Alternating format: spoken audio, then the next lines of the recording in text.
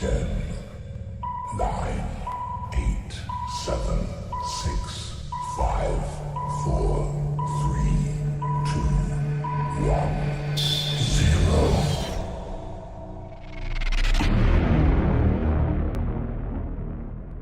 Halo teman-teman, bersyukur sekali kalau kita saat ini masih boleh ketemu lagi meskipun masih virtual, masih online. Nah hari ini gue sekali lagi mengingatkan bahwa di minggu keempat jam 3 sore kita ada persekutuan raya. Teman-teman please join sehingga kita bisa melihat bahwa Tuhan itu selalu berbicara kepada kita.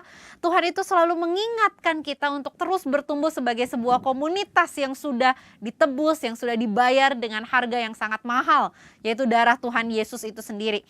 Oke guys, jangan lupa kita juga harus selalu menyiapkan hati kita untuk kita selalu menyadari Tuhan itu adalah Tuhan yang hadir bersama kita. Sehingga waktu kita ngedrop, waktu kita ngedown, kita punya pegangan hidup. Tapi ketika kita melakukan atau berencana atau kalau mau dibilang baru memikirkan hal-hal yang ingin kita lakukan yang tidak berkenan di hatinya, ingat Tuhan tahu apa yang ada di hatimu sehingga itu membantu kita untuk tetap stay cool di dalam iman kita, tetap faithful di dalam perjalanan iman kita. So mari kita menjadi sebuah komunitas yang terus bertumbuh. Meskipun jarak memisahkan kita, meskipun pertemuan kita masih terbatas, tapi biarlah kasih Tuhan yang tidak terbatas menjamah hidupku dan hidupmu, menjamah hidup kita bersama, sehingga sungguh nama Tuhan boleh dimuliakan. Yuk guys, kita siapkan hati kita siapkan diri kita untuk kita sama-sama kembali merenungkan bagian firman Tuhan, untuk kita kembali sama-sama mengangkat suara kita, memuji Tuhan kita yang tidak pernah meninggalkan kita. Mari kita sama-sama menyiapkan hati kita untuk masuk di dalam sebuah perjalanan momen bersama dengan Tuhan.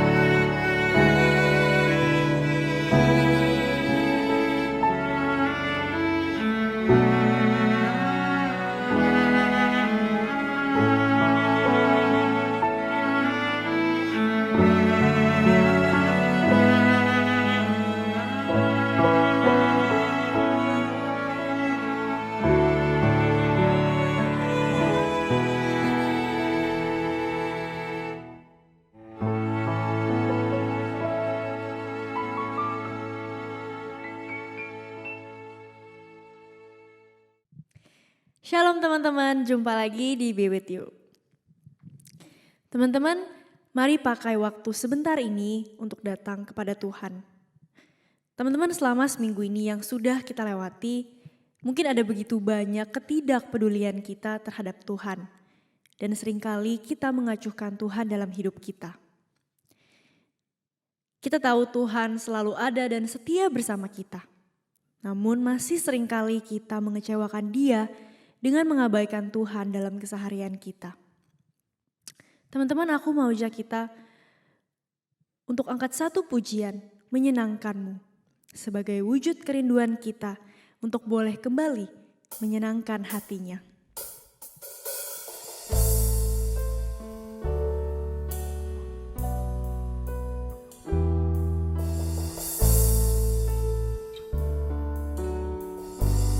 Mari sama-sama kita angkat pujian ini. Tuhan, ku mau menyenangkan. Tuhan, ku mau menyenangkan-Mu. Tuhan, bentuklah hati ini jadi bejana untuk hormat-Mu. Cemerlang bagai emas murni. Tuhan, ku serahkan hatiku. Semua ku berikan padamu. Kuduskan hingga tulus selalu. Agar aku menyenangkanmu,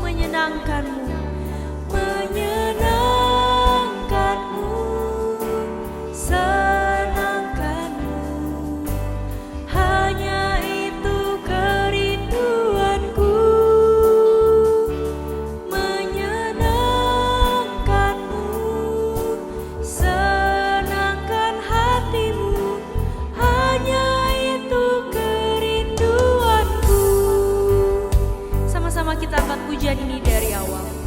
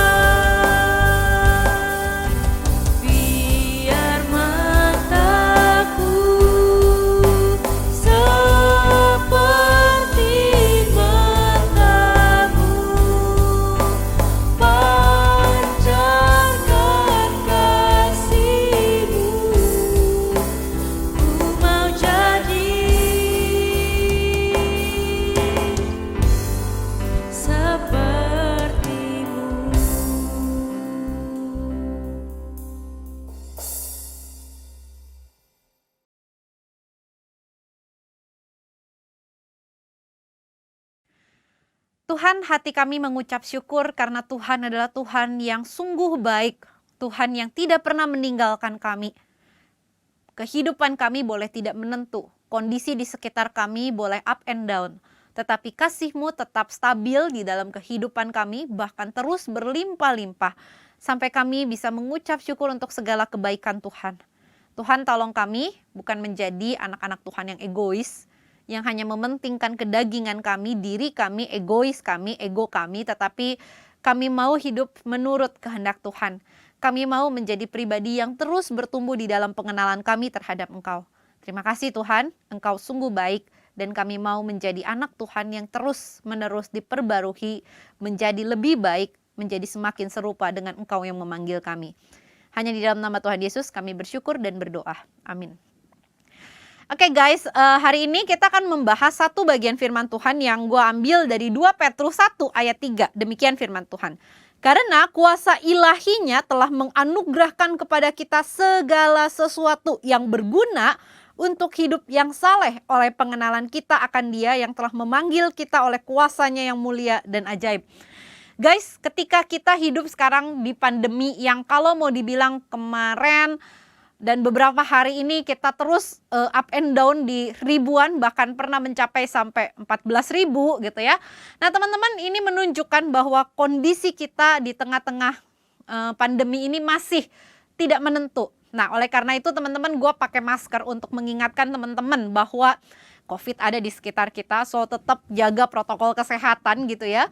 Mari kita tetap menjadi pribadi yang di dalam hikmat Tuhan gitu ya, di dalam pengenalan kita terhadap Tuhan, kita menjadi orang yang bisa bertanggung jawab baik untuk hidup kita maupun hidup teman-teman kita. Nah teman-teman, ketika kita berbicara tentang tadi, kalau kita mau ngomong protokol kesehatan, sebenarnya kita berbicara tentang sesuatu yang kita tahu, ada bahaya yang kita tahu di sekitar kita, mengintai kita, sehingga kita harus menjaga diri kita dengan mencuci tangan, dengan tetap memakai masker, dengan tetap menjaga jarak dan menghindari kerumunan. Nah tapi teman-teman, sadarkah diri kita bahwa sebenarnya di tengah-tengah kehidupan kita sebagai orang Kristen, maka bahaya itu bukan lagi berbicara sekedar atau sebatas bahaya fisik. Bahaya yang mengintai diri kita, bahaya yang bisa mencelakai diri kita, bisa melukai diri kita hanya di dalam sesuatu yang sifatnya fisik. Tetapi mari kita lihat bahwa selama 7 minggu kita berbicara tentang the danger of gitu ya. Nah hari ini kita berbicara tentang sesuatu yang sangat esensial, bahwa the danger of ignorance, atau kalau mau dibilang ketidakpedulian kita, bahaya dari ketidakpedulian kita. Kenapa teman-teman kita perlu membahas ini? Yang pertama teman-teman, kita lihat bahwa sebenarnya sebagai anak-anak Tuhan yang telah mendapat kasih karunia Tuhan, anak-anak Tuhan yang telah dikatakan dimenangkan oleh kuasanya, teman-teman perhatikan, ketika berbicara tentang kuasa di dalam bagian ini, maka ini bukan berbicara tentang kuasa yang pasif. Ini bukan berbicara tentang kuasa yang ada batasnya, tetapi berbicara tentang kemahakuasaan Tuhan yang sanggup menyelamatkan kita dari bahaya-bahaya, bahkan bahaya yang kekal, atau kalau mau dibilang kematian yang kekal. Kuasa ini sudah menyelamatkan kita dan telah memulihkan hidup kita, memanggil kita menjadi sebuah umat yang kalau mau dibilang kita itu dipanggil untuk menyatakan kemuliaan Tuhan. Nah teman-teman, ketika berbicara tentang kuasa Kristus, maka di dalam kehidupan kita bukan berarti kita akan hidup tanpa gangguan. Bukan berarti kita bisa hidup tanpa godaan. Bukan berarti kita bisa hidup tanpa cobaan untuk berbuat dosa. Sebaliknya, cobaan itu mungkin akan terlihat makin kenceng. Kalau mau dibilang cobaan itu terlihat makin nyata, atau kalau mau dibilang makin dekat dengan golongan kita gitu ya. Tetapi berbicara di sini sekali lagi ditegaskan tentang bahaya itu terus mengintai kehidupan kita. Tapi yang menarik adalah teman-teman perhatikan, dikatakan di sini bahwa karena kuasa ilahinya telah menganugerahkan kepada kita segala sesuatu yang berguna untuk hidup yang saleh.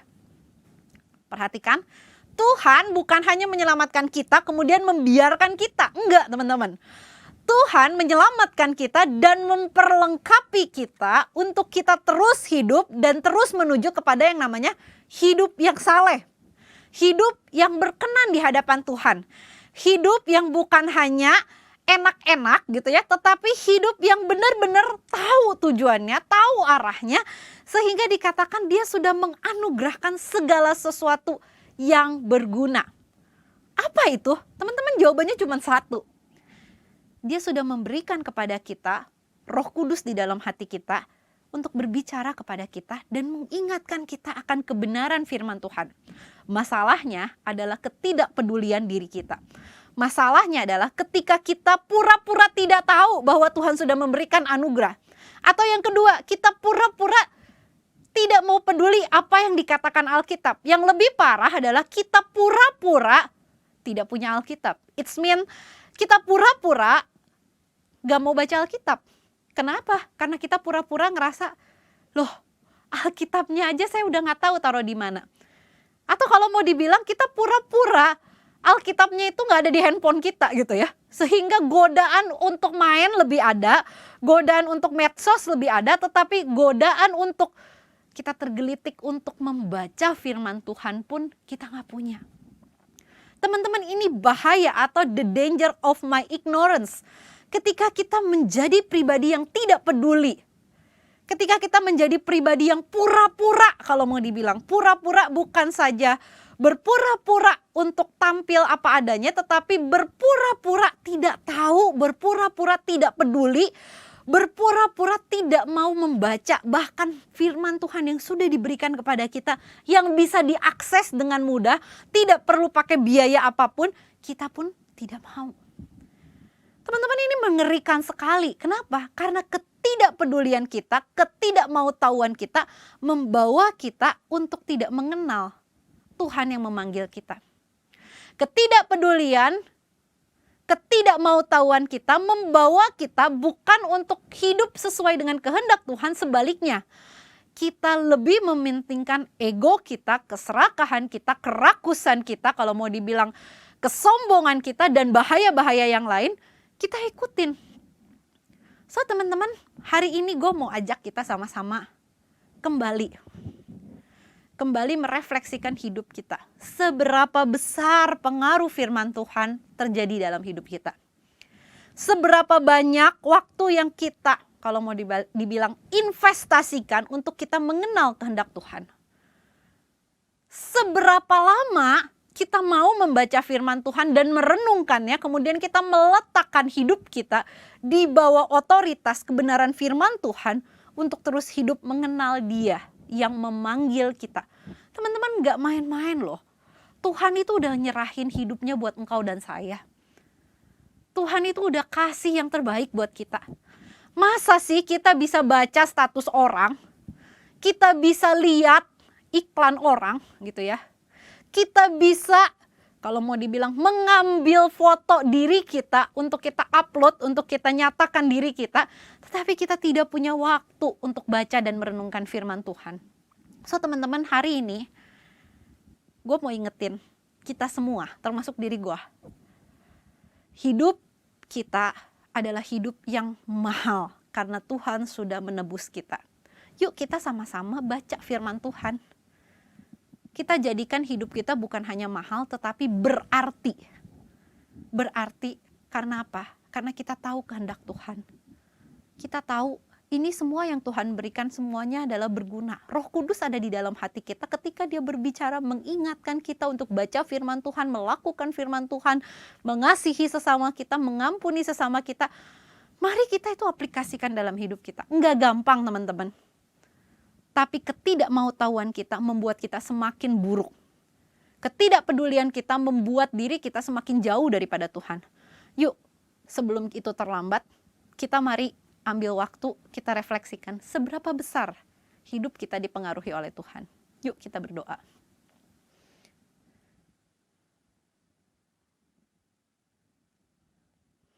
Terima kasih Tuhan karena Engkau sekali lagi mengingatkan kami bahwa hidup kami dipanggil bukan untuk menjadi hidup yang sia-sia. Sebaliknya hidup kami dipanggil dan ditebus dan dibeli dengan harga yang sangat mahal, yaitu hidup-Mu sendiri. Biarlah kami bukan hanya menjalani kehidupan ini dengan tidak mau tahu, dengan tidak peduli, tetapi kami menyadari hidup kami yang agung, yang ajaib ini dipanggil untuk menjadi semakin mendekat kepada Tuhan. semakin mengenal kuasa Tuhan. Tuhan tolong kami. Ini doa kami ya Tuhan, hanya di dalam satu nama Tuhan kami Yesus Kristus, kami bersyukur dan berdoa. Amin.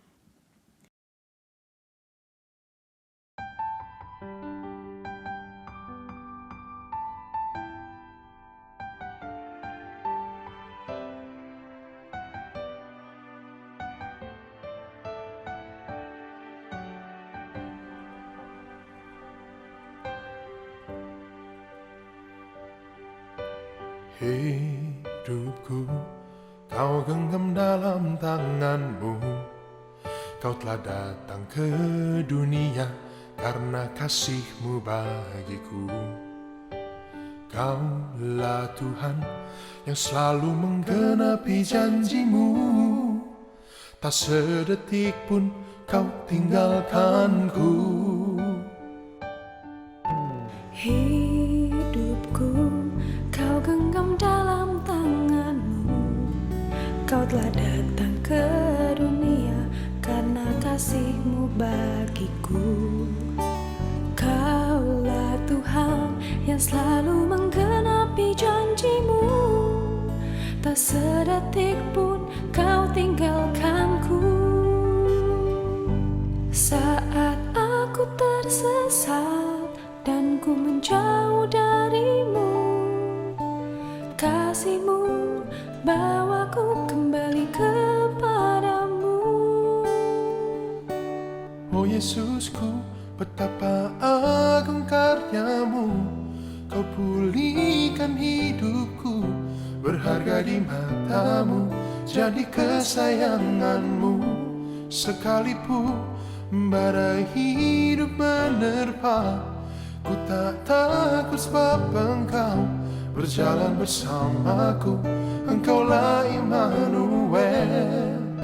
Kuatku berharap, imanku percaya, Engkaulah Yesus, Juru Selamatku.